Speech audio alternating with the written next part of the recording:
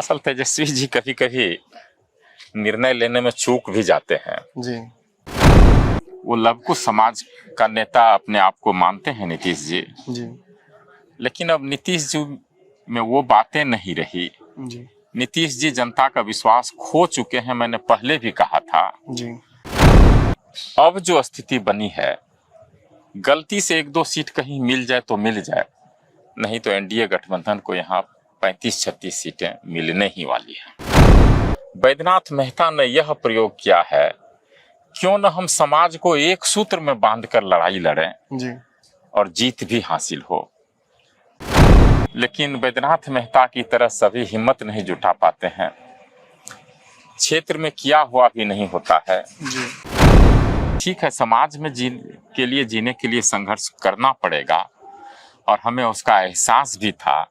और यकीन मानिए मुझे बड़ा आनंद आता है जब मैं ऐसे काम में जाता हूँ, किसी गरीब के आंसू में पोंछता हूँ।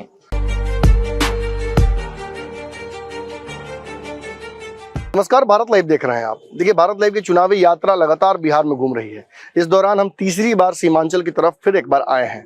सीमांचल में आने का मुख्य प्रयोजन तेजस्वी यादव का पूर्णिया का रैली था। तेजस्वी यादव ने पूर्णिया की रैली में एक खास बात कही है। उन्होंने कहा कि ये लड़ाई इस बार के चुनाव में केवल नरेंद्र मोदी यानी एनडीए वर्सेस बिहार में तेजस्वी यादव यानी कि इंडिया गठबंधन है। अब इस बात से कितना इत्तेफाक जनता रखती है, इसको भी टटोलेंगे। लेकिन कहानी इतनी ही नहीं है। कहानी ऐसी है कि कई लोकसभा क्षेत्रों में तीसरा मोर्चा या इंडिपेंडेंट कैंडिडेट इतने मजबूत आए हैं कि कहीं ना कहीं वो इन्फ्लुएंस कर सकते हैं रिजल्ट्स को। कई जगहों पर तो ये भी सर्वे रिपोर्ट्स आ रहे हैं कि इंडिपेंडेंट काफी आगे हैं एनडीए और इंडिया के प्रत्याशियों से। ऐसी ही कई सीटें हैं। पूर्णिया, बगल में आपके सुपौल है, इसके बाद झंझारपुर और फिर नवादा में आज वोटिंग हो भी गया है। यानी अभी कई सीटें हैं जहां पर निर्दलीय और तीसरा मोर्चे की एक बड़ी लड़ाई है। तो फिर तेजस्वी यादव ऐसा क्यों कह रहे हैं, इस बात पर भी पड़ताल करेंगे। लेकिन उससे पहले बधाई देंगे एक्स IAS बैद्यनाथ मेहता जी को, जिन्होंने सुपौल से आज नामांकन कर दिया है। और जो लड़ाई सर आप 2-3 साल पहले शुरू किए थे कि कोई रहे ना रहे हम सुपौल के लिए खड़ा रहेंगे, तो आज अकेले ही लगता है खड़े हो गए आप। नहीं जी, अकेले हम नहीं हैं। हमारे साथ सुपौल की लाखों जनता है। हमारे लगभग 18,000 कार्यकर्ता हैं और सुपौल लोकसभा की आम आवाम है।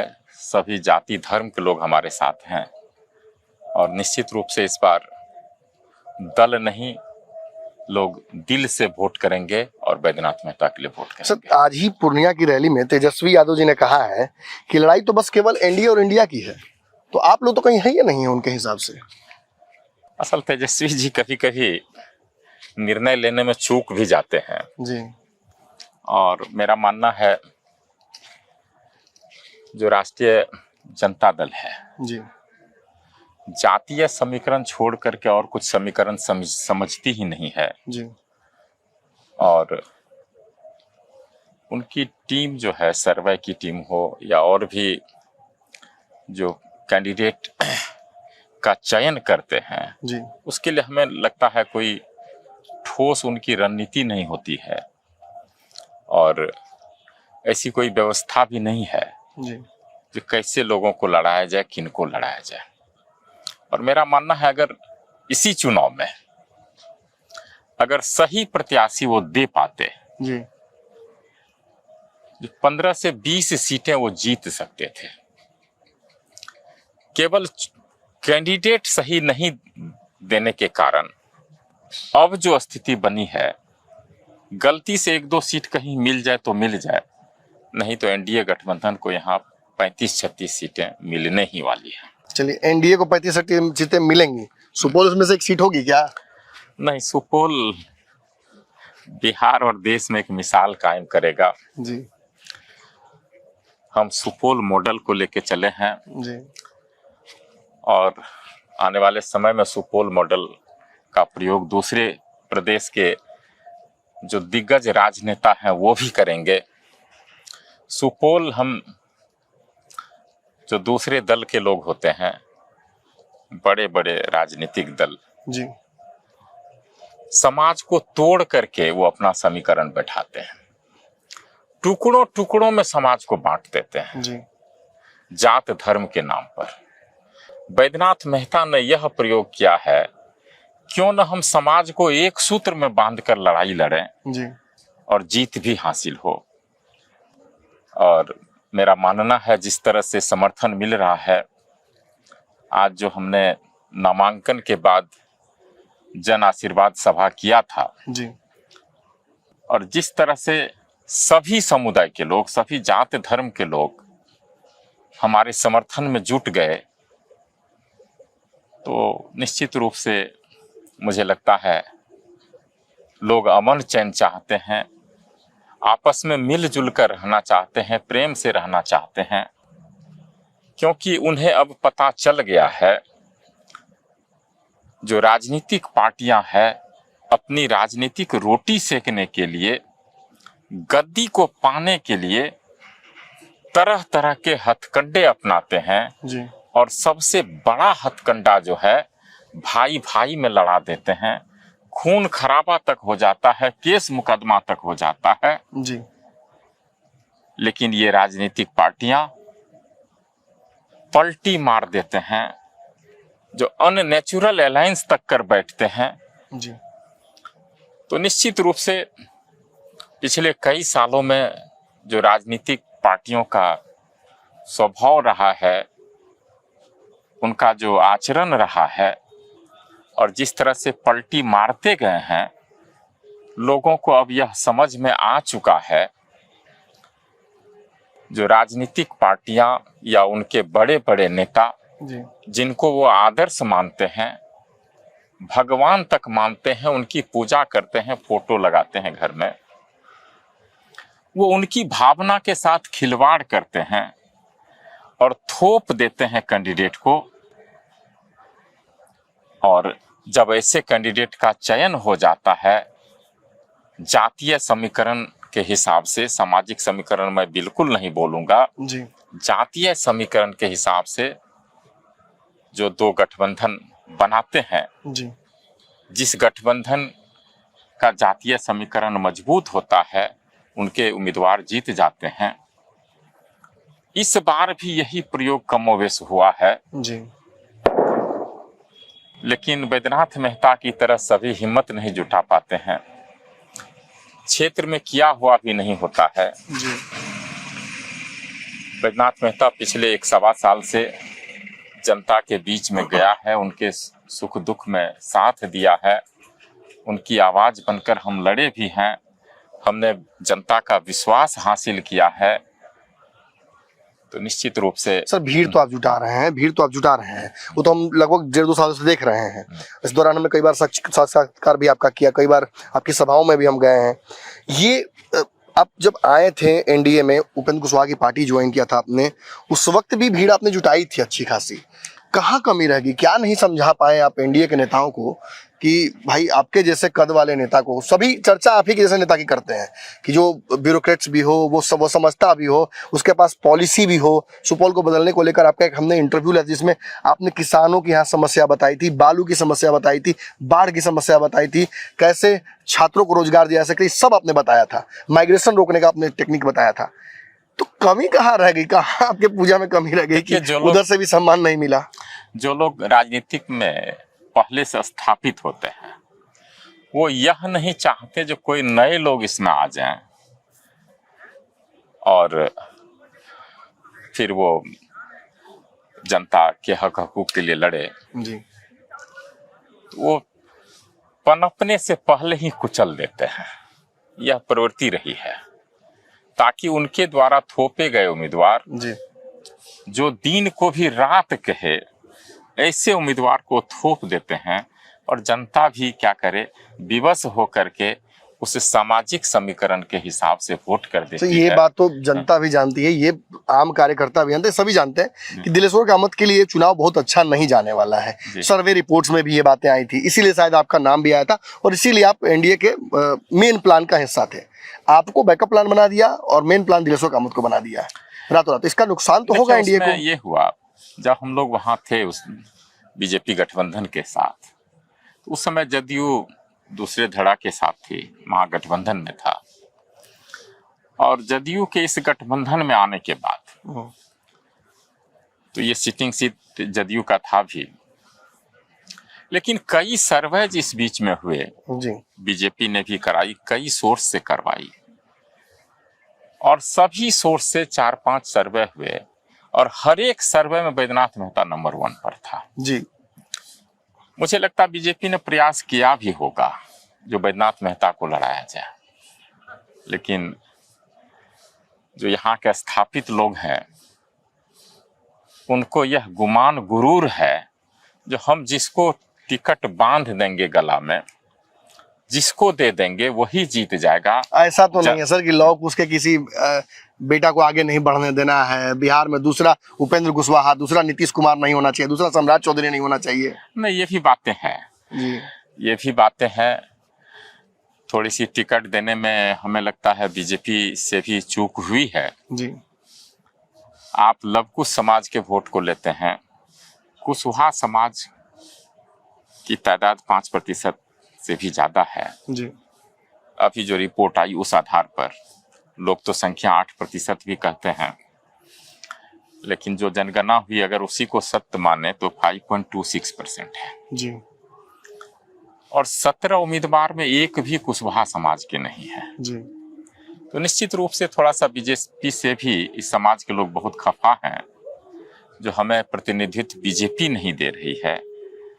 और जदयू की जहां तक बात है, वो लवकुश समाज का नेता अपने आप को मानते हैं नीतीश जी, जी, लेकिन अब नीतीश जी में वो बातें नहीं रही। जी, नीतीश जी जनता का विश्वास खो चुके हैं। मैंने पहले भी कहा था, जी, यह उनकी बातों से भी झलकता है, उनके व्यवहार से भी झलकता है, उनकी मानसिक स्थिति के बारे में भी लोग चर्चा करते हैं। और जिस तरह से उनका व्यवहार पिछले कई महीने में रहा भी है, तो लोगों की आशंका मुझे लगता है कहीं सच तो नहीं है।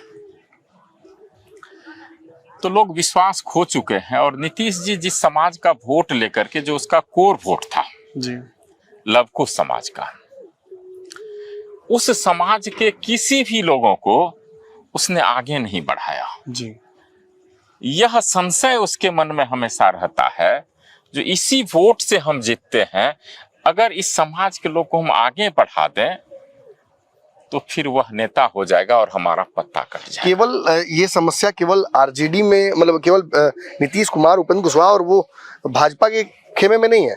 राजद ने भी इस बार आपने देखा सर कई कुशवाहा प्रत्याशी उतारे, अप्रत्याशित रूप से ज्यादा प्रत्याशी दिए गए हैं कुशवाहा समाज के। लेकिन एक कसक रह गई सर, जहां कुशवाहा मांग रहा था मजबूत कि हमको सुपौल से टिकट दे दो बैद्यनाथ मेहता, वहां नहीं दिया। मुझे लगता है वहां भी कुछ बड़ी साजिश हो गई होगी लास्ट मोमेंट में। जी, और ये आईवॉस है ना, कुशवाहा समाज का ये आईवॉस है। अब देखिए, कहीं के उनको लग रहा होगा जो हमारे वोटर तो हैं ही, कुछ वोट और कुशवाहा समाज की जहां तादाद है, जी, अगर उस समाज के लोगों को हम टिकट दे दें, अगर वो वोट जुट जाए तो सीट निकल भी जाए। जी, तो मेरा मानना है ऐसा, आप नेता को टिकट देंगे जो बड़े कद के नेता हैं, जिसकी समाज में पैठ है, जिसने समाज में काम किया है, जी, उस नेता को लोग स्वीकार करेंगे।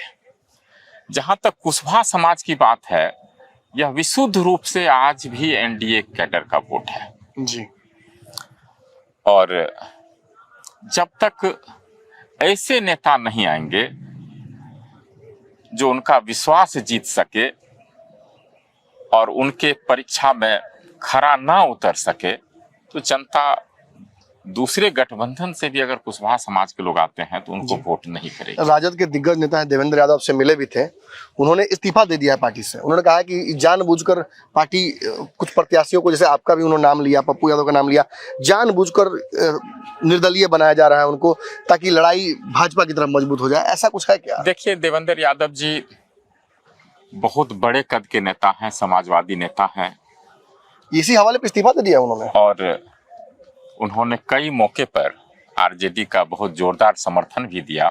जी, 5 बार के सांसद रहे हैं, 3 बार एमएलए रहे हैं, केंद्र में मंत्री भी रहे हैं। जी, और शारीरिक रूप से भी वो बहुत फिट हैं, दुरुस्त हैं। जी। कुछ करने का जज्बा आज भी उनमें है। और उनके दौरा से ही हमें पता चला, वो पूर्णिया भी गए, हमारे यहाँ भी आए, विशेष करके हमसे मिलने के लिए। हमें भी उन्होंने प्रोत्साहित किया, जो आप घबराइए मत, हम आपके साथ हैं। और निश्चित रूप से आरजेडी की भी मती मारी जा चुकी है। वो परख नहीं पाते हैं जो किनको टिकट दिया जाए, किनको नहीं दिया जाए। और अब परिपक्वता है तेजस्वी यादव की या कोई षड्यंत्र है बड़ा? नहीं, मुझे लगता है अभी अपरिपक्वता ही है जी। समय लगेगा, लेकिन पोटेंशियल है। पोटेंशियल है, समय जरूर लगेगा। कुछ सूझबूझ से कर भी रहे हैं वो। लेकिन मेरा मानना है इस लोकसभा चुनाव में उन्होंने बीजेपी को वॉकओवर दे दिया है जी। और वो विधानसभा की लड़ाई लड़ रहे हैं। अब मतलब कहने का मतलब कि जो एक विपक्ष की भूमिका निभानी चाहिए भाजपा के खिलाफ, वो अब आप, पप्पू यादव, गुलाब यादव, आप ही लोग निभाइए क्या? नहीं, हम विपक्ष की भूमिका नहीं रहा, हम जनता की आवाज बनकर लड़ना चाहते हैं जी। जनता के हक हकूक की लड़ाई लड़ रहे हैं। और निश्चित रूप से हमारा जो प्रयोग है, हम समाज को तोड़ करके राजनीति नहीं करेंगे, हम जोड़ करके कैसे राजनीति किया जाए, एक नया प्रयोग हम करना चाह रहे हैं जी। जो जनता के मुद्दे हैं, उनके सरोकार के मुद्दे हैं, जो समस्याएं यहाँ है जी देश में, मैं कई छोटे छोटे उदाहरण दे दूं और यह जानकर आश्चर्य होगा जो इस बिहार में वृद्धा पेंशन की राशि जी, जो मुआवजा, मासिक मुआवजा मिलता है, वह 400 रुपया है जी। अब आप ही बताइए, कोई ऐसे जनप्रतिनिधि पूरे बिहार में इतने सालों में नहीं हुए जो इस बात को उठाए, जो 400 रुपया में साहब एक आदमी का गुजारा एक महीना का हो सकता है, जो बूढ़ा है, इलाज भी कराना है, असहाय है। मुझे तो ये विचित्र लग रहा है कि आपको ये कैसे पता है, क्योंकि जो एसी में रह रहे हैं, जिनके माता पिता सिंगापुर में रह रहे हैं या बड़े बड़े होटलों में रहते हैं या बड़े बड़े आवालिशान घरों में, उनको कैसे पता कि वृद्धा पेंशन का क्या होता है? देखिए, मैं समाज से हमेशा जुड़ा रहा हूँ जी, और मेरी पृष्ठभूमि राजनीतिक रही है, और साथ ही साथ मैं किसान का भी बेटा हूँ, और मैं हमेशा सामाजिक काम में जुटा रहा हूँ, उनके संपर्क में भी रहा हूँ जी। तो इस वृद्धा पेंशन की राशि को मुख्यमंत्री जी के कान तक कोई पहुंचा दे, जो साहब ये 400 रुपया है, बहुत पहले तय हुआ था, दूसरे प्रदेश में ये कहीं 1500 हो गया, कहीं 1800, कहीं 2000, कहीं 2250 है, हम लोग भी बढ़ा दें जी जी। आज तक किसी ने कहने की जरूरत नहीं की, किसी ने मुख्यमंत्री जी के संज्ञान में बात को नहीं लाई। दूसरा, एक छोटा छोटा हम बता रहे हैं इसको, आपदा की घटना, आगजनी की घटना, सुपौल जिला में ही इसी साल कम से कम 2000 से ज्यादा घर जले हैं जी। एक बार अभी आग लगी थी, 200 घर एक साथ जल गए, दूसरी जगह 150 घर जल गए। इस तरह की कई घटनाएं घटी हैं, हजारों घर हर एक साल जलते हैं जी। और जब एक घर जल जाता है, आशियाना किसी का उजड़ जाता है, जान माल की क्षति होती है, कपड़े, रसोई का सामान, अनाज, चौकी पलंग जिस पर सोते हैं, कपड़ा जो पूरी जिंदगी उजड़ जाती है गरीबों की, पूरी जिंदगी उजड़ जाती है। गरीब क्या अमीर की भी बात कर लें जी, उन्हें अगर चाय भी पीना हो तो किसी दूसरे का सहारा लेना पड़ता है, चाहे आप कितने बड़े भी लोग हों या गरीब हों। और ऐसे समय में जब उनको सहारा की जरूरत है तो मुआवजा की राशि 9800 रुपया है। आवास की भी कोई व्यवस्था नहीं है, जो आवास दूसरा हो जाए, तुरंत विलंब हो जाए जी। और ये नियम, ये जो राशि तय हुई, बहुत पहले तय हुई है जी। इसको बढ़ा करके 50,000, 1 लाख कुछ बढ़ा दिया जाए, जो कुछ राहत मिले ऐसे दुख के समय में। आज तक किसी ने मुख्यमंत्री जी के संज्ञान में नहीं दिया है, कई साल हो गए। सभी लोग जाते हैं, देखते हैं, नेता लोग आते भी हैं। तो हमें लगता है जो जनप्रतिनिधि है उनका विवेक मर गया है क्या? मतलब ये छोटी छोटी बातें मुख्यमंत्री के संज्ञान तक नहीं आती है। और भी कई समस्याएं हैं जन सरोकार के। जी। तो मेरा मानना है बैद्यनाथ मेहता जैसे लोगों को राजनीति में आना चाहिए। ठीक है, संघर्ष करना पड़ेगा और इस बात का एहसास मुझे था भी। अगला सवाल मेरा वही था सर जी। अगला सवाल मेरा वही था। फैसला आपने लिया, 7 साल की नौकरी भी छोड़ दी, जिस नौकरी को पाने के लिए लोग अपना जीवन बिता देते हैं। आपसे मैंने शुरू से ये पूछता है कि अफसोस तो नहीं ना होगा, रिग्रेट तो नहीं ना होगा? जी जी। क्योंकि आज आपने निर्दलीय पर्चा भर दिया है। जी जी। तो ये सवाल फिर से बनता है कि अब भी कहीं रिग्रेट तो नहीं ना हो रहा है कि नौकरी छोड़ के आ गए? जब हम नौकरी छोड़े थे, जब ने हम यह निर्णय लिया था, इतना आसान नहीं था यह निर्णय लेना। मैं अकेला निर्णय लेने वाला नहीं था, क्योंकि हमारा भी परिवार है, बच्चे हैं, समझदार बच्चे हैं जी। पत्नी है। उसने तो एक ऑफिसर से शादी की थी जी। नेता से शादी उसने समाज नहीं सेवक की। हो गया। ससुराल भी है और सबको समझाना फिर गुड फेथ में लेना ये आसान निर्णय भी नहीं था। अभी तो आपके परिवार में सबसे बड़ा दुश्मन परिवार के आप ही हो गए होंगे। हमें ऐसा नहीं है, इतना समर्थन मिल रहा है। अच्छा। बच्चों का, विशेष करके पत्नी का, भाई लोगों का, सबका समर्थन मिल रहा है। और जब मैंने उन्हें समझाया, जो आदमी बार बार पैदा नहीं लेता है, जी। लोग पैदा लेते हैं इस संसार में,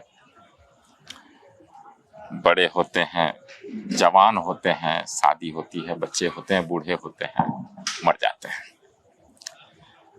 और उसके बाद कोई उसको जानने पहचानने वाला ही जी। नहीं होता है।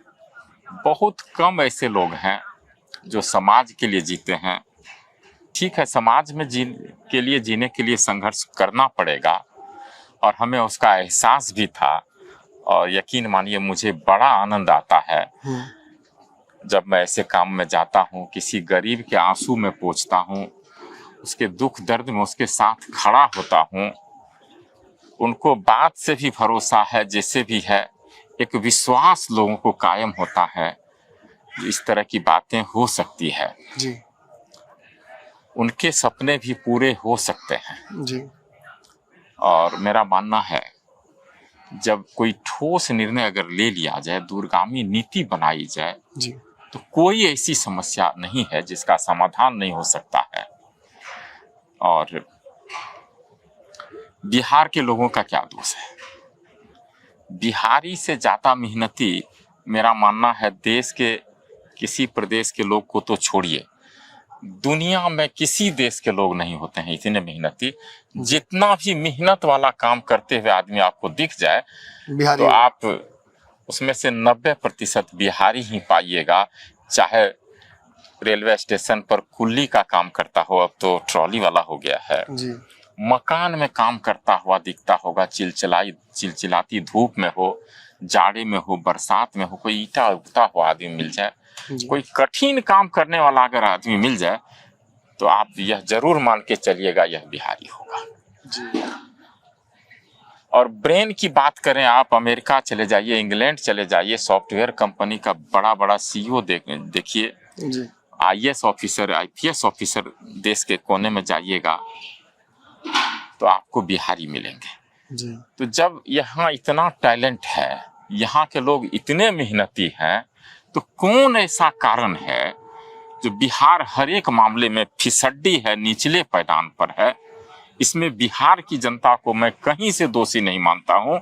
इसके लिए सरकार को जो है जवाबदेही लेनी चाहिए। जो गलती उन्हीं से हुई है, उन्होंने कोई ऐसे ठोस निर्णय नहीं लिए, कोई दूरगामी नीति नहीं बनाई जो बिहार के लोगों को खुशहाल किया जाए, बिहार को खुशहाल किया जाए। जी। अब सर, कुछ सवाल ऐसे हैं जो दर्शक लगातार जानना चाहते हैं। आपके व्यक्तित्व से तो बहुत परिचित है हमारे दर्शक, लेकिन कुछ ऐसे सवाल हैं जो छूट गए हैं, उनका जवाब मैं एक शब्द में चाहूँगा, आपको रैपिड फायर समझ लीजिए इसको। तो कुछ सवाल ऐसे हैं जो आपके व्यक्तित्व से जुड़े हुए हैं, आपके फैसले से जुड़े हुए हैं। उनमें से एक बहुत महत्वपूर्ण सवाल ये है कि चुनाव लड़ने का मोटिवेशन एक वर्ड में क्या है आपका? जनता। जनता। जी।